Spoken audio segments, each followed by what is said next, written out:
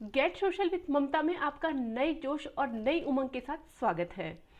सर्वे भवन्तु सुखिनः सर्वे सन्तु निरामया के भाव को यथार्थ में साकार करते हुए भारत ने कोविड के शुरुआती महीनों में ही अमेरिका सहित दुनिया के कई देशों में सस्ती व कारगर दवाइयां वैकल्पिक उपचार के तौर पर मुहैया कराई थी और सारी दुनिया ने भारत की इस शुरुआत की जमकर तारीफ की थी।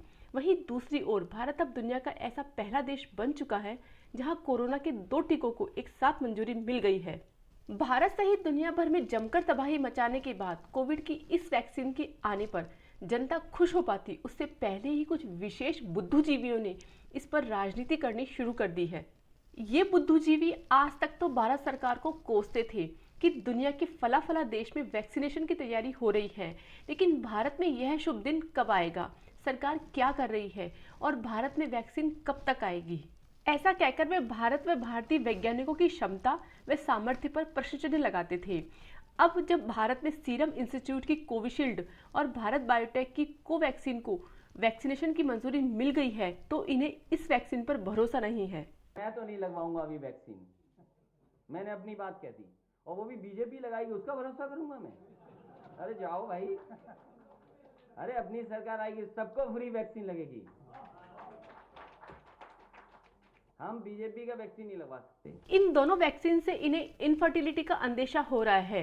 कहने का मतलब यह है कि चिट भी इनकी और पट भी इनकी। जबकि कोविशील्ड व कोवैक्सीन का निर्माण भारत में वैज्ञानिकों ने दिन रात एक करके स्टोरेज व किफायत के अनुरूप किया है। और अब जब कोविड का नया स्ट्रेन विदेशों में तबाही मचा रहा है, ऐसे समय में वैक्सीन पर राजनीति करते हुए भारत सरकार और वैज्ञानिकों की मेहनत पर उनकी पीठ थपथपाने की बजाय इन दोनों वैक्सीन को एक नया नाम दिया गया है और वो है बीजेपी की वैक्सीन। समाजवादी पार्टी के नेता अखिलेश यादव, जो सरकार को कुछ महीने पहले तक कोविड वैक्सीन के इंतजार पर घेरने की कोशिश करते थे, आज वैक्सीन के आने पर कहते हैं कि मुझे बीजेपी की इस वैक्सीन पर भरोसा नहीं है और मैं तो इस टीके को नहीं लगवाऊंगा। अखिलेश यादव की तरह ही कई अन्य बड़े नेता कोरोना की इन वैक्सीन पर जिस तरह से राजनीति कर रहे हैं, उससे सियासत बेहद गरमाई हुई है। कश्मीर की बर्फबारी भी इसमें अपना रंग नहीं दिखा पा रही है। अगर विदेशों में पढ़े लिखे 2-4 और नेता इस तरह से बयानबाजी करते रहे तो शायद इस चाइनीज वायरस को ये बिना वैक्सीन के ही चुल्लू भर पानी में डुबो कर मार देंगे।